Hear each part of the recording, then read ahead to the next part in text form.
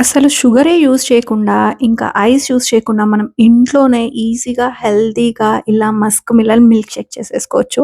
Sugar అస్సలు use చేయట్లేదు ఇక్కడ. అండ్ చాలా చాలా హెల్తీగా ఉంటుంది. మనందరికీ తెలుసు.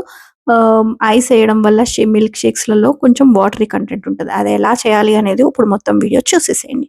ఇప్పుడు ఇక్కడ మస్క్ మిలన్ తీసుకున్నాను. ఇది బాగా పండిన మస్క్ మిలన్ ఉంటుంది కదా! అవి యూజ్ చేయండి. అప్పుడు మనకి స్వీట్‌నెస్ ఆటోమేటిక్‌గా వస్తాయి. అండ్ ఇదొచ్చేసి నేను ఒక 3-4 అవర్స్ ఫ్రిడ్జ్‌లో పెట్టేసుకున్నాను ముందుగానే. అప్పుడు మనకి ఆ మస్క్ మిలన్ అనేది కూడా చల్లగా ఉంటుంది.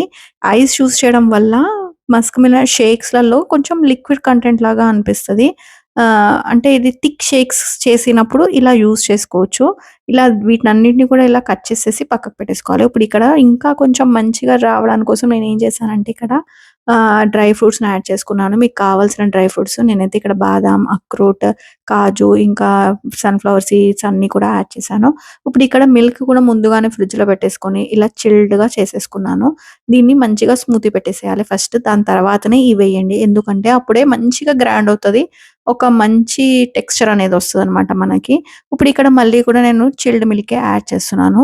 ఇప్పుడు ఇక్కడ మిల్క్ యాడ్ చేయడం వల్ల కొంచెం స్వీట్‌నెస్ తగ్గుతుంది. కావాలనుకున్న వాళ్ళకి కోసం హనీ యాడ్ చేస్తున్నాను. లేదంటే అస్సలు స్కిప్ కూడా చేసేసేయొచ్చు. ఇప్పుడు ఈ మస్క్ మిలన్ షేక్ మంచిగా ఒక గ్లాస్‌లో ఏసేసుకొని, ఈ వేడి వేడి సమ్మర్స్‌లో ఈవినింగ్ టైమ్ కానీ, ఆఫ్టర్‌నూన్ టైమ్ కానీ ఇలా ఒక్కసారి ఇలా తాగేసామంటే చాలా రిఫ్రెషింగ్‌గా ఉంటుంది అంతా కూడా. ఒకవేళ కనుక మీకు వీడియో నచ్చినట్టయితే లైక్ చేయండి, షేర్ చేయండి, సబ్స్క్రైబ్ టు డీవీ రెసిపీస్. మళ్ళీ నెక్స్ట్ వీడియోలో మళ్ళీ కలుస్తాను. అప్పటి వరకి బాయ్ బాయ్.